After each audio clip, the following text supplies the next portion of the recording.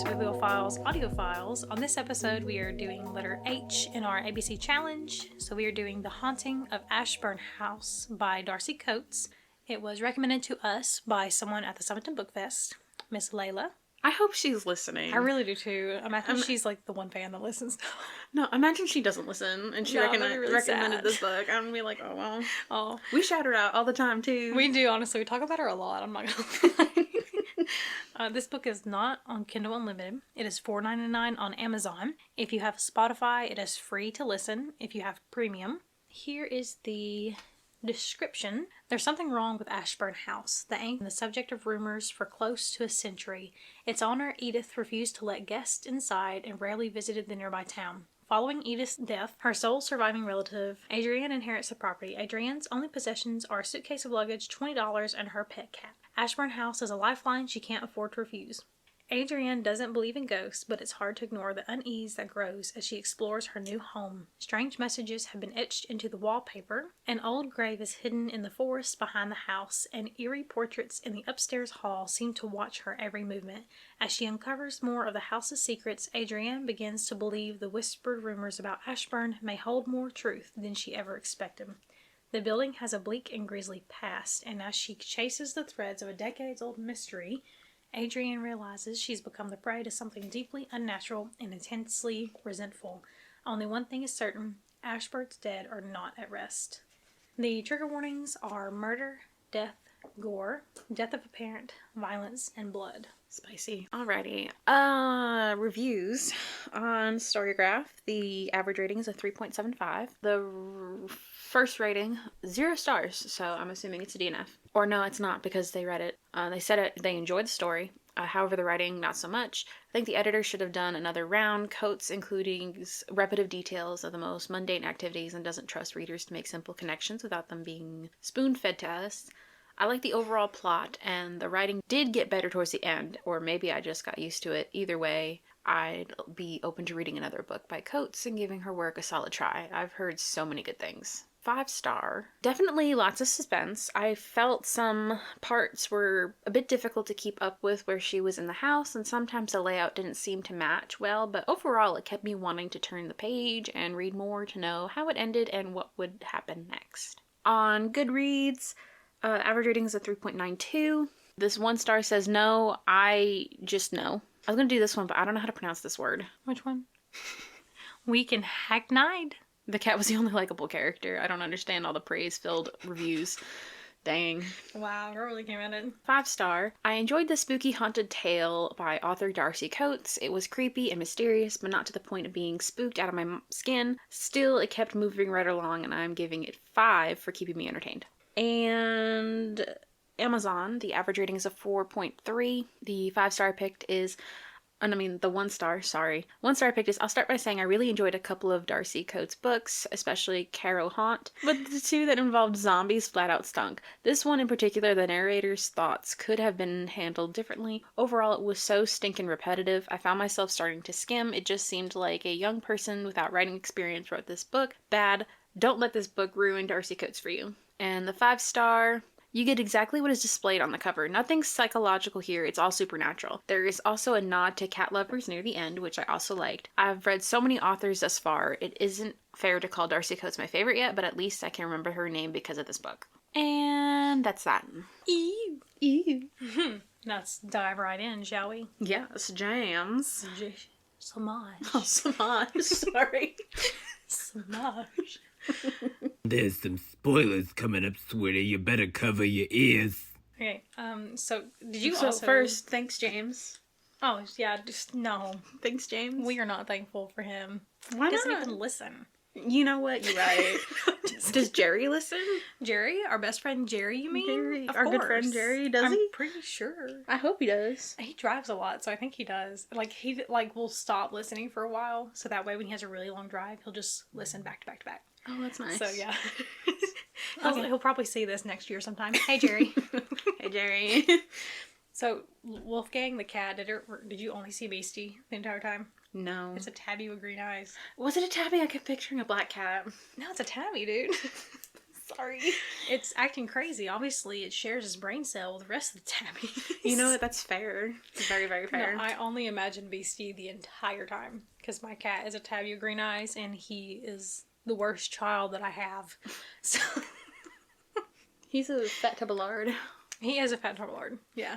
Honestly. My first note is I don't particularly like books with chapter names, and I don't know why. Like, I don't, I'd rather it just say chapter 1, not Really? chapter 1 inheritance or something, whatever it is. I like them if they're short. But if they, like, describe the entire chapter, what's the point of reading the chapter? You know what? That's right. Because That's true. It gives you, like, everything that is in that chapter. Yeah. Like, which book was it that we read? Pumpkin Spice and Not So Nice? Yeah. Where, like, the advice at the beginning of each chapter pretty much told you what was going to happen. I hated that. See, that's kind of like the one I'm reading right now is Love Hypothesis. Hypotheses, however you say that word. And it's like, hypothesis, and it explains kind of what's going to happen in the chapter, but, like, it's very vague.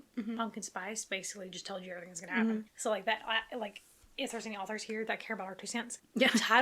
title names are good if you don't say what's going to happen in the chapter. The same thing with the blurbs, too. Yeah. Like, that's one thing. Like, when you were reading the blurb for this book, I was thinking about it, and I'm like, that basically tells you, like, everything. Yeah. It feels like. That's why I'm really glad I didn't listen, read it. That's why we don't read blurbs. Yeah. Or me anyways, sorry. Me anyways, because I feel like that's going to tell me everything that's in the book. Yeah. So I like to be completely surprised. Oh, So you know what? Couldn't be me strolling into a shady house by myself just because I inherited it. No. Well, she had been there before, but, like, barely remembered it, and she's just like, yeah, this is fine. She made it, no, I think she made it sound like she's never been there before. But then, like, later you find out that she actually has. Like, at least one time. She ate sardines and tea for dinner. Couldn't be me. No, girl. No, Tea? girl. I'd just Tea? survive off of tea. I would survive on tea. No, my mom, when I was a kid, she opened a can of sardines one time, and it was, like, the whole sardine, like, the whole fish. And I cried and made her bury them in the backyard. Because I felt so bad that fish died and was put in a can. So I made her bury it, and, like, she never opened another can of sardines around me again. Edith sounds like a delight.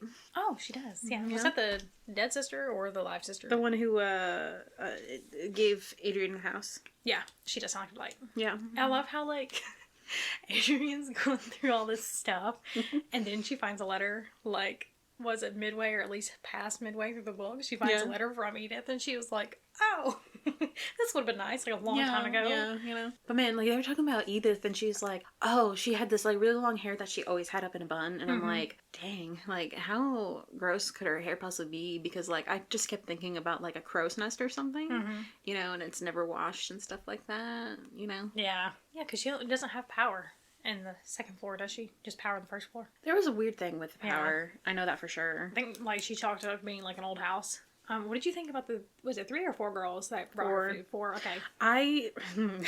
I said Jane, Beth, Marion, and Sarah are basic vanilla names that fit their personality. Like, if you were to just think basic vanilla girl names, those are the names that should come to mind. Definitely white girls. It was really nice that Jane had the utilities at the house turned on, though. Yeah. The one floor of them. Yeah, from Jane. Yeah, Jane, because she worked at, like, the power board or something. I thought that was really nice. Yeah, she heard Addie was going to move in. She was like, yeah, you know what, you probably need lights. Yeah, you might need that. I love my succession of notes here. All the Ashburns died from murder, or so the town thinks. They're friends now. I don't know, girl. I couldn't tell you. But apparently there's, like, a whole lot of, like, history in the house where all the Ashburns were, like, murdered or died in the house. Or there was, like, a conspiracy or whatever, because no one actually knew what happened. After Marion got into that car accident, it was a very, very nice gesture for Addie to bake a cake for her. Or get a cake for her, or whatever it was. I think she did make one. That was really sweet, though. Girl's got $20 to her name, and she's buying cake supplies. Yeah, so that was really so sweet nice. of her. Well, she had some of the supplies in the house. Yeah. Not the vet tech just passing off an Addie to a stranger address. Oh, her address? Yeah. You said Addie, like, that's what her nickname was. I was like, who does she give Addie to? No, just passing off the address. So, like, Addie just strolls up into Vet's office, and she's like, hey, like, I need Marion's address. And she's just like, girl, I got you. Here you go. Here. Like, no. Yeah. You're just gonna pass off this. Yeah, and then she was like, do you know anyone that can fix my computer? And she's like, oh, my brother, just give it here. So she's left her computer with a stranger. Yeah. Yeah. And, like, that's, like, her only way, like, source of income was working on her computer, like, remotely at home. Couldn't be me. I don't trust people. So the notes in the house, like the no mirrors, to light the candle on Friday, Like, do you think Edith did that to remind herself because she had dementia? Or do you think, like, the ghost or spirits She mentioned it, how, she set those reminders just in case she forgot, just around the house. Because, you know. Yeah. God, that's so creepy. I just started thinking about the book again. I know. I like scary stuff. Not movies, but books. Yes. Like, I can't do scary movies, but, like, the books. Man, I think it's because I have aphantasia. And, like, if I can see it, I can't do it. I was picturing it the whole time in my head. I was can't just like, picture it. God. So I think that's why I prefer the books. Like, give me horror books all day long, but not movies. Because, like, I can't see it. I'm trying to think of, like, what house I was picturing in my head. But, like, I could picture the house in my head. And then, the girl, which was Eleanor? Was that her name? I think so, yeah. The sister? Just like standing outside and all you see is like this black hair that's really long and she's just there. Oh, that scared me so bad. I was just like, oh my God. I watched The Ring, and so that's the only thing I could see in my head was like The Ring, because like again, is this the house you're imagining? The house on the cover? I mean, I was kind of imagining like the generic. Well, I mean on the house inside. On the hill. Like, on the inside. I don't know, yeah. I can't think of what interior I was picturing, but Victorian. Scary. I guess, yeah, sure. Oh, so Marion, she's in like this shocked state, right? Mm-hmm. And she's like freaking out, and she's just like won't say anything. She was driving, and she saw James Eleanor standing outside, in her rearview mirror. Like, of course she won't. Like, and then wrecked, yeah. And I hated Marion's mom because she's like, she just needs to grow up and get over it. Like, girl. Like, even if she didn't see a person in her mirror and she just got into an accident, like, that's traumatizing. That's you know? A mean mom. Like, cut her some slack, maybe? Yeah. So, like, they're out searching. Jane is blaming Adrian for Marianne going missing.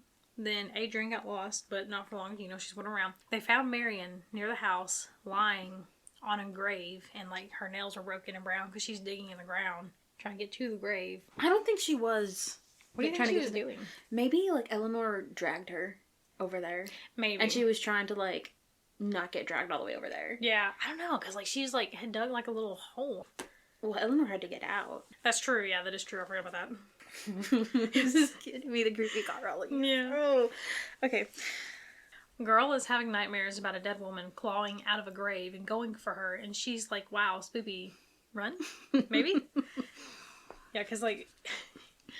Adrian's sitting there talking to Marianne, and Marianne's, you know, being creepy as hell. And then, you know, Adrian's just like, yeah, I'm like, girl, no, run. She could have been, like, possessed. Yeah. And Adrian is like, gouges in the wall, that's fine. No power on the second floor, cool. Weird messages all over the house, quirky. Weird noise at dusk, I'm out. Yeah, honestly, for real. I can't believe I believe in ghosts after she's been chased and attacked by her dead aunt. For the longest time, she thought this ghost that was coming after her was Edith. Yeah, because, like, apparently they were twins. And, like, what happened? But no one ever talked about the second one because she was always possessed. Yeah, she's, like, evil. And no one knew about her. Yeah. Which, speaking of, right, the house was baptized in blood after Eleanor just went all ham and just started attacking her entire family and killing them all. Mm-hmm. And then Edith was shoved in a cupboard or something and locked away. That's really sad. Yeah. Like, mental institute. Yeah. Exorcism. Like, there's so many other steps they could have took before that. Well, yeah, maybe. But then again, like, Edith was, like, I don't think I finished writing down my notes because, like... it cuts off. Yeah. Because, like, the last thing that I wrote down was how she found the letter, like, Edith left her explaining everything. Mm-hmm. But what did you think about the paintings having terror-filled faces all of a sudden? Did I write something about that?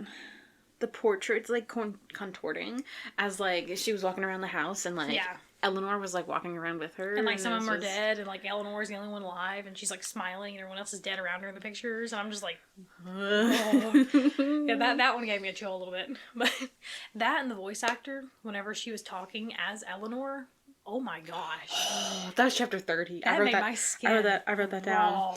May or may not have screamed chapter 30. May or may not have almost cried. I remember you telling me about how you screamed because you're listening to it on your way home from work. Like, I remember the road I was on too. And I was just, like, driving and all of a sudden you just hear, Edith. And I was just... Oh, it's too many children not thinking about it. I was just started crying too, and I was just like, I'm so scared. Oh my gosh. Yeah, if you have premium, or like even if you don't and you like audiobooks, highly recommend this one on audio. Yes. Oh my gosh, the voice actor did amazing.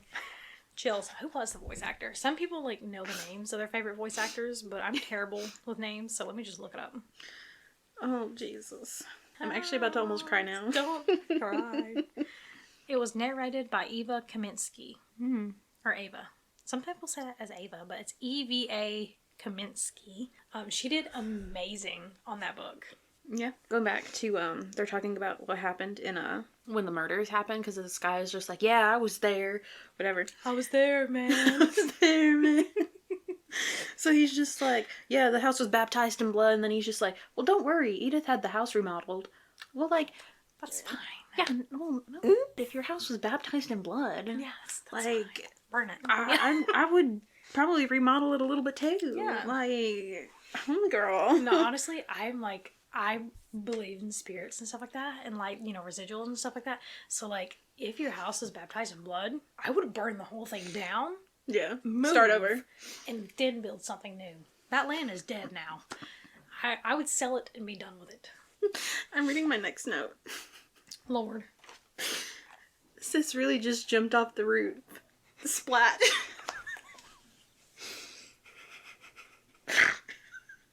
That's all I can picture when I pictured. I pictured her like jumping off the roof and then just splat, like flat, like you know, like a Wile E. Coyote. Yeah. And I was just that part like got me too. Oh That's part my like I was God. like so scared. I was just like, oh my God. Didn't she get up and continue after that? Yes. Yeah. That's why I was just like, oh my God. It's giving Wile E. Coyote. With the jumping off the house. Going splat and then getting up like everything's fine. Jesus. Oh, pretending the house was on fire. You know, just to get people to come because she was like all there by herself. She didn't no phone, no computer, like nothing. And then Eleanor was like, girl, no. Get the smoke out of there. Yeah, she's just doesn't like fire, which is why she had to light a candle every Friday to like ward her off from coming. Well, didn't Eleanor like blow the smoke or something? Like to make it where nobody could see it anyways. Yeah. Oh, that scared me too. She could have got a phone, but like she had no money. Where was she gonna buy a phone? That's true. She had like $60 to her name. She had like 20 by the end of it, I think. I think so. I mean, she may have none of that actually. I think she spent it all on food. Pretty much. I mean, phone, food. I'd probably go for food. I probably would too. You know, or tea. Yeah, a tea. Not the sardines. Not sardines. No, I'd rather she got ramen. She did get ramen. I think ramen was like 50 cents a package or something like that. I wish. Maybe. I wish. No, in real life, I wish it was. Well, whatever it is, it's really cheap though. Yeah, it is really cheap. I love ramen. In quotes, because Addie was talking to herself, you know, when everything's happening. She said, "Good job, Addie. You ensured he wouldn't come back. Edith should put you on salary." Because she noticed, because when she, her stipulation for getting her laptop fixed, instead of payment, the guy who's fixing it was going to go and, drive through by her house to get a shortcut to like the next town over. Yeah. And so she saw him coming and she was trying to get him to come this way. Yeah. And instead it like scared him. So, you know, good job, Addie. You ensured he wouldn't come back. Edith should put you on salary. Edith should put you on salary. You wouldn't catch me going in that basement. Oh, no. No. Mm-mm. You couldn't pay me. No. Mm-mm. Nope, thanks. I'd rather not. Girl, bye. Mm-hmm. And then my very last note says burn that. Oh, I would. Yeah. Burn. Yeah. Burning Eleanor so that she can not come back ever. Not come back ever, yeah. Mm-hmm. Yeah. And I'm really glad that's how that story ended. Okay, so like you have this sister, right? And like she dies, you kill her, whatever. You get like she comes back like every decade or so, and you got to do it all over again. Cremate her. Yeah. Why would you not cremate her? That would be the first time she died. Sorry, sis, love you. Furnace you go. Yeah. Like. Yeah. Why would that not be the maybe first course like of action? because you know it is her sister though. You know it's like I don't care if I gotta kill her every decade. I think I'd rather be once and done. That way I wouldn't have to do it again. I don't know. Honestly, I love my brother to death, but like I'd burn that. No, but like if he was like possessed in our lifetime and then like he kept coming back every so often and I just had to kill him all over again and like I had to spend 50 years of my life making sure he didn't kill the rest of the townspeople, cremate him. Be done. Yeah. Okay, well the cats are now awake, so we're probably gonna have to end this episode. Yeah. Alright, what did you rate it? I rated it a 5 out of 5. I will be listening to this one again. I'd probably have to like listen to it with someone else because I don't I'll think hold I your could do it hand, by but myself. You know. Not really. I won't. What are your buzzwords? Oh no, I forgot about that part. My buzzwords are thrilling, unputdownable, and captivating. My buzz comments are screamed a little, hid under a blanket, also help, good at freaking me out, so well done, Darcy. Honestly, that's probably high praise. No, I for real did hide under a blanket though, because like you screamed alone in your car driving, listening to it. it was at night too. Yeah, So that made it even worse. Kidding me. But no, I was in here and I was listening to it like on my AirPods, and I was like listening to it, and then I hid under the blanket like as if that was gonna do anything because I was listening to it. Make sure your tootsies are tucked in too, because they can still get your tootsies. Pretty much, yeah. Okay, well, thank you for listening to this episode of Bibliophiles, Audiophiles. We have an email at biblioaudiopod@gmail.com. And an Instagram at biblioaudiopodcast, and we have a website, biblioaudiopod.com, which is getting episodes pulled up because it's a little time consuming, but you know, eventually we'll get there. Yeah, we'll have to start working on that more. Okay. Anyways, that's it. We will see you guys in the next episode. Bye-bye. Bye.